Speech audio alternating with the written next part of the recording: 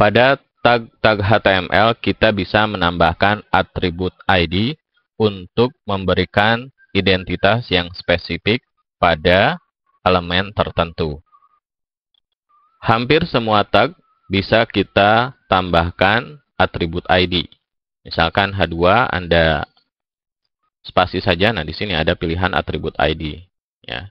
Begitupun juga dengan tag P, nah, tag HR juga sama, ya bisa kita tambahkan. Hanya tag BR saja yang tidak kita bisa tambahkan. Ya, nah ini tidak ada pilihan atribut ya kalau BR, karena BR ini adalah tag kosong. Oke, sekarang misalkan saya akan tambahkan saja atribut ID pada H2 definition ini ya. Oke, saya enter. Misalkan kali ini ya, nama atribut ID-nya saya samakan dengan atribut name yang ada pada A ya. Oke, definition ya. Pada satu halaman web kita bisa menambahkan atribut ID dengan nilai yang sama untuk beberapa elemen tag. Namun hal ini sebaiknya kita hindari. Tapi kali ini untuk contoh saja, misalkan saya akan mengcopy ya atribut ID dengan nilai definition ini ke misalkan ini ya, H3 saya paste, kemudian di P yang ini juga misalkan saya paste. Oke, jadi sekarang ada 3 elemen tag yang memiliki ID yang sama ya. Nah, selanjutnya pada CSS rule yang akan kita buat, kita bisa menjadikan atribut ID sebagai selector. Oke, sekarang saya akan buat CSS rule dengan ID selector ya. Saya akan pindah dulu komen penutupnya ke sini untuk menonaktifkan ya CSS rule yang sudah kita buat di sesi sebelumnya. Oke. Nah, untuk CSS rule dengan ID selector, kita mulai dengan menuliskan pagar dulu, kemudian nama ID-nya. Oke, ini ya atribut ID yang sudah kita tambahkan ke 3 elemen definition ya. Oke, misalkan kali ini kita pilih properti background color saja, kita pilih misalkan olive ya. Kita lihat, nah ya, ini warna olive-nya. Jadi akan ada pada ini H2, H3 dan P yang memiliki ya atribut ini ID definition. Oke, kalau yang lain tidak mengikuti. Oke. Nah, bagaimana jika misalkan selector yang kita pilih adalah atribut ID yang untuk H2 saja? Ya, berarti kita tambahkan di sini dulu ya tagnya H2. Maka ya yang akan memiliki background color olive itu hanya ya H2 yang memiliki atribut ini, atribut ID ini ya. Nah, untuk H3 dan P yang ini, walaupun memiliki atribut ID yang sama, tapi karena ininya ditentukan di sini, ya tidak mengikuti. Ya.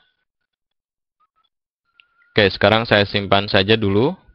Misalnya, kali ini saya akan lakukan validasi HTML. Nah, ini hasil validasinya. Ya. Kita lihat untuk yang ini kita abaikan dulu. Nah, Anda perhatikan di sini kalau ya pesannya ID already defined itu berarti pada satu halaman terdapat nilai atribut ID yang sama ya. Oleh karena itu seperti yang sudah saya sampaikan, sebaiknya kita menghindari ya penggunaan atribut ID yang sama untuk ya satu halaman. Kalau beda halaman tidak apa-apa. Jadi ini saya hapus saja atribut ID definition pada H3 dan P ya. Nah, sekarang saya ya, bisa menghapus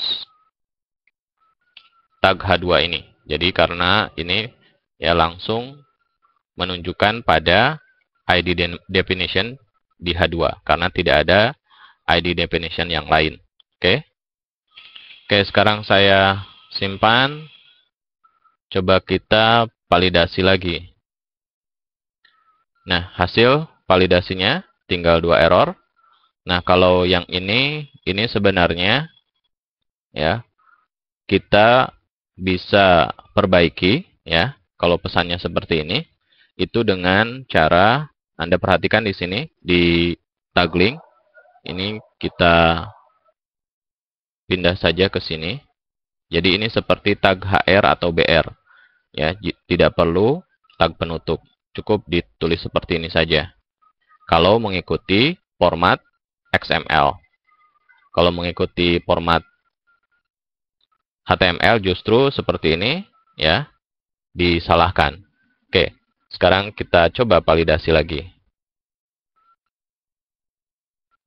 Oke, sudah tervalidasi dan tidak ada masalah ya. Nah, kali ini ya saya akan menambahkan atribut ID untuk semua tag H2 ya. Jadi saya akan namakan ya ID-nya seperti atribut name ya pada A. Oke. Jadi ini ya, pokoknya semua H2. Oke. Selain itu saya juga tambahkan atribut ID pada H1 yang ini ya.